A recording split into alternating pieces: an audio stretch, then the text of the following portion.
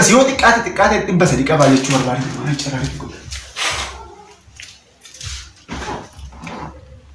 Akkas wayii akkana wayii na ilaalaa jirte jedhee naan yaada. So 2,100 torbanitti yoo hojjettan qobiidha namni gamna ta'e qobii seenu qabdan. So afuusha jechuun iddiriidha natti fa'a. Afuusha jechuun iddiriidhati.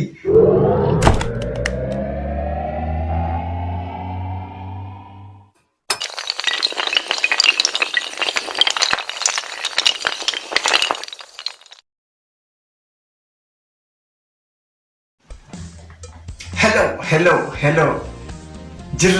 Jirtanii qaxaleewwan kiyya hordoftoota didaatii akkam jirtan ani jira galanni waaqaa gayu waaqaf galanni haa gayu yeroo hundaa waaqa galateeffachuun waaqaf galanni haa gayu isinuu jirtanii nageenya waaqayyoof jaalalli kiyya bakkuma jirtanitti isin bira haa gayu isin jedha firoota kiyya akkam jirtanii ijoollee galanni waaqa haa gayu. Anyways har'a hordoftoonni kiyya akkuma beekamu yeroo dabarte waa'ee bajaajii ilaalchisee jechuudha. Haga baay'ee isiniif ibseetan jira waa'ee bajaajii. Bajaajiin haaraa 230 ol akka ta'e bajaajiin haaraa TVS jedhamu. Bajaajii haaraa taagoo jedhamu immoo karaa 255 akka ta'e yeroo dabartee isinii ibsuu yaalitan ture. Anyways hordoftoonni kiyya oga isa laalkanii booda jechuudha. Bajaajiin guyyaatti galii meeqa galchaa naan jettan ilaalaa. WhatsAppidhaan, Imoodhaan, Telegiraamidhaan baay'ee na gaafattanii. Anyways nan danda'a nama baay'ee kara nama 300 moo akkaniin ta'a. Bajaajiin guyyaatti galii meeqa galchaa? Akkasuma guyyaatti. Akkasumas immoo warri waa'ee manjaa fiqaadii ilaalchiseetu warri na gaafattan jirtan firoota kiyya. Isanillee gaaffii isin na gaafattanillee jechuudha deebii isin fideetan dhufee jira. So waa'ee galiidha akkasumas immoo waa'ee manjaa fiqaadii fidee dhufeetan jira. Wanti isinirraa barbaachisan maalidha? Subscribe, share, like gochaa ta'u akka wal bira dhaabbannu akka na jajjabeessitan akka na guddistan isin jedha. Information faayidaa qabu kan isin fayyadu calliseetu pirankii qofa osoo hin ta'in chaalenjii qofa osoo hin ta'in qoosa bichaa didaa argaa kee qoosan baay'isin ati makaanikii ati ogummaa makaanikii qabda. So nu gorsuu qabda yeroo tokko nu gorsuu qabda yeroo tokko waa'ee konkolaataan Isuzuudhaan meeqa tokko maal naan jedhee dhugaa isin jedha Mojoo keessatti Addis Ababaa keessatti illee wanni kun gaafanni garuu dhugaa dubbachuudha. Dhagaan oofcoodhaa meeqa naan jedhe. Dhagaan oofcoodhaa meeqa naan jedhe mana oofcoo banuuf I think. Anyways waa'ee kanaallee mee sa'a fudhadhee sagantaa biraa irratti jechuudha waa'ee dhagaa oofcoo kanallee isiniifan ibsa jechuudha. Anyways gaaffii isin na gaafattaniif deebiin irraa maalidha? Waa'ee galiin bajaajii guyyaatti meeqa? Akkasumas immoo waa'ee manjaa fiqaadii informationii hin qabdanii waa'ee manjaa fiqaadii jettanii na gaafattanii isa kanallee didittiin dhuftee jirti. Haga dhumaatti na hordofaa isin jedha. Baay'een isin jaalladha. Baay'een isin kabajaa. Firoota kiyya baay'een isin jaalladha. Anyways kara informationitti gad haa gorrume.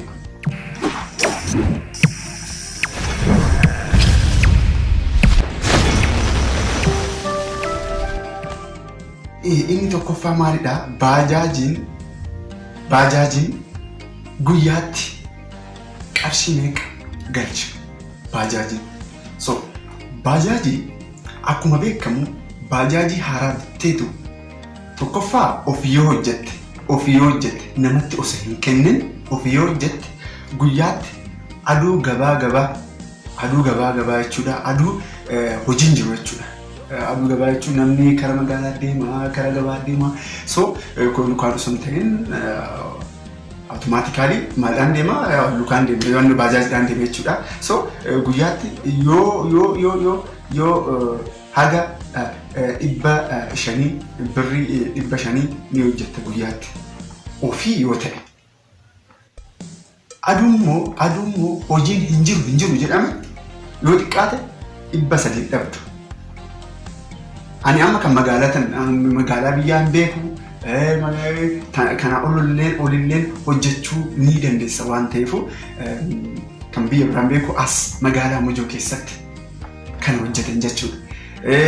Magaalaa biraa askara Harargee, askara Gincii, Hirnaa, Ciroo isa kana kan jedhamu baajaajiin baay'inaan waan hin jiraanneef dhugaa dubbachuudha 500 ol hojjechuu dandeessa.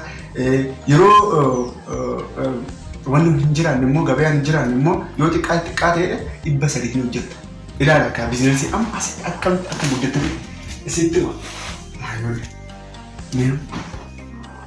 amma wayii carrariin natti ba'aa jira dhiifa manaa godhaa. So walumaa galatti 500 manaa osoo hin ta'in guyyaatti 300 qaba dhugaan isin jedha. Guyyaatti 300 qofa qaba. Guyyaatti 300 hojjettee jirta.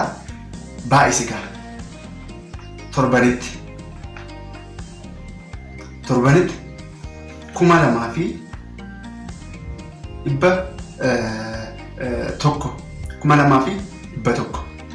hojjette jechuudha.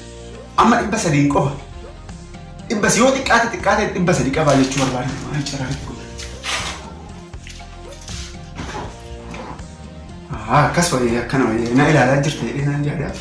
So 2,100 torbanitti yoo hojjettan kan zayitii hin jira, motora zayitii akkasumas immoo beenzilli hin jira. Mee 2,100 keessaa 600 hir'isaa callisaati. 600 baajaajiidhaaf kenna. Guyyaatti 1,000 torbanitti 1,500 hojjette jechuudha. Torbanitti 1,500 hojjette jechuun uqqobii hin galte jechuudha. Uqqobiitu nama guddisa Itoophiyaa keessatti kana beekuu qabdan ijoollee. Uqqobiin nama guddisa uqqobii malee jechuudha. Nuroo ammaa kana wanti hunduu nama jibbisiisa automaatikaalii. So uqqobiidha namni gamna ta'e uqqobii seenuu qabdan. So afoosha jechuun iddiriidha natti fa'a. Afoosha jechuun iddiriidhati. Anyways uqqobii jedhama maal jedhama I don't know. So torbanitti 1,500 uqqobiin seenta. Uqqobiin sun immoo kan 80,000 kan 70,000 ta'a. Kan 5 kan 6 ta'a jechuudha. So ji'a 6 keessatti 70,000 hojjette jechuudha. Kana beekuu qabdan firoota kiyya. So yoo ilaaltan inni kun maalidha yoo ofii hojjettan garuu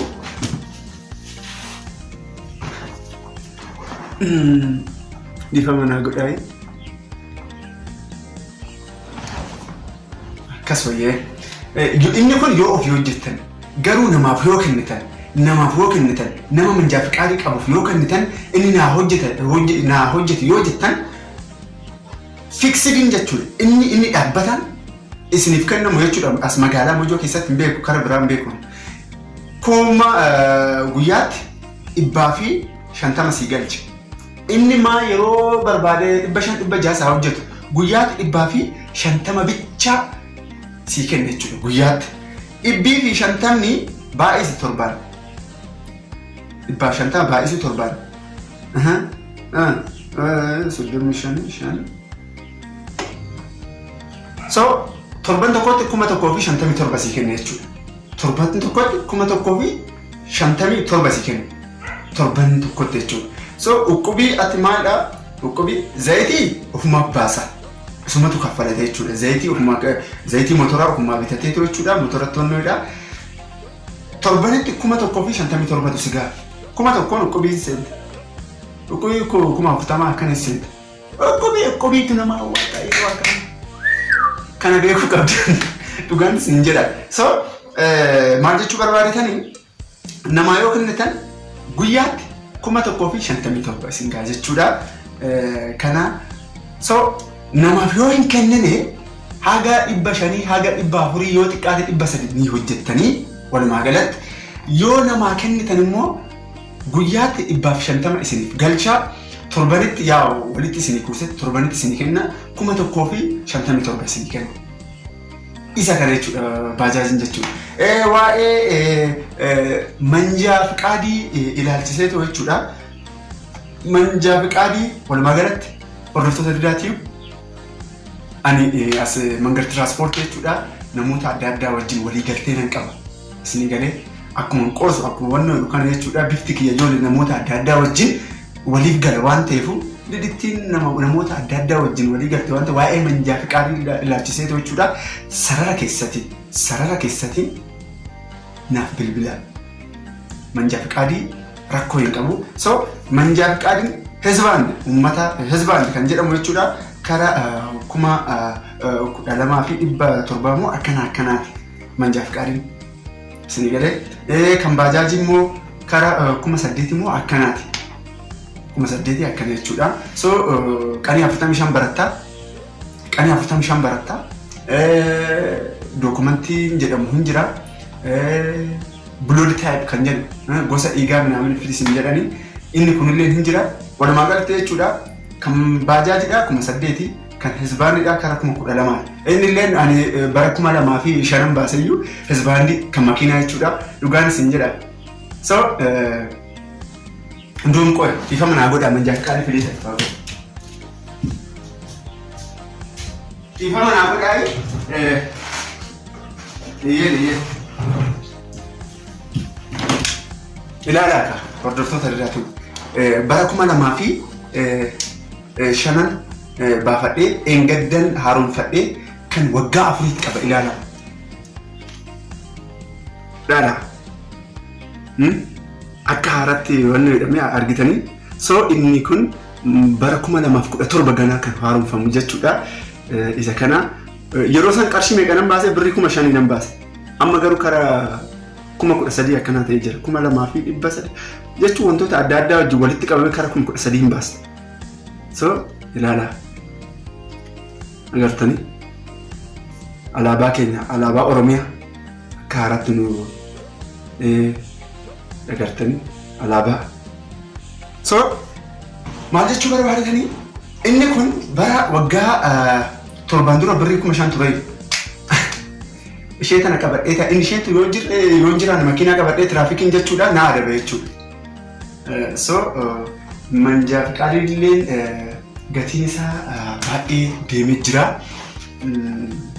karaa keessatti na dubbisaa yoo hin barannuu naan jettan yoo hojii adda addaatiin sammuu keenya cinqamee jira didhitti fakkeenyaaf nama 70 nama 80 asii yoo barachaa jiran jechuudha listiin keessa achi keessa galaa ani immoo asitti waan fixutu jira yaa qarshii dabaltanii baafachuu hin dandeessanii anyways isa kana sarara keessatiin nu dubbisaa warreen hin dandeenye warreen hojiidhaan baay'ee sammuun keenya cinqame ani na gaafadhaati sarara keessatiin duwwaa 9,20,17,9,82 na gaafadhaa waa'ee manjaa fiqaadii ilaalchise isinii ba'a ani didittiin isin jira wanti ani isinitti muu barbaada ni gidduutti annaa fi isin gidduutti sobni hin jiru yoo sobe rabbitu na gaafata ani nama rabbi sodaatu wanta dhugaan isitti ma firoota kiyyaa dhugaan isin jedha onnee kiyya akkatti bassanii osoo laaltanii rabbitu na beeka jechuudha sobni takka hin jiru wanta barbaadan na gaafadha especially warreen biyya alaa teessanii akkasumas immoo meeshaa achi bitachuu dadhabdanii asitti garuu namni isinii bitu yoo dhabame ani nan jira meeshaa kana didhaa dhaqii gatii nu gaafadhu dhaqneetu jechuudha dhaqii gatii nu gaafadhu qarshii meeqa akka ta'e nu gaafadhuuti naaf bittaa achi warra kiyya bira naaf geessita warri naan jettan I am ready for that ani qophaa'eetan jira waa'ee kanaa ilaalchisee na gaafadhaayi bakka jirutti meeshaa barbaadan san isinii biteetoo bakka bitasabiin keessa warri keessan jirutti isinii fangeessaa ani didittiidha ani qaxaleewwan keessanii isin cinaan jira somni guddin jiru baay'een isin jaaladha isin kabaja horaa bulaayii waa'ee Gaaffii biraa immoo yoo qabaattan komentii jalatti nagaafadhaa isinifan deebisaa. Bilbilli kiyya 0920 nagaan naa jedhaa horaa bulaa.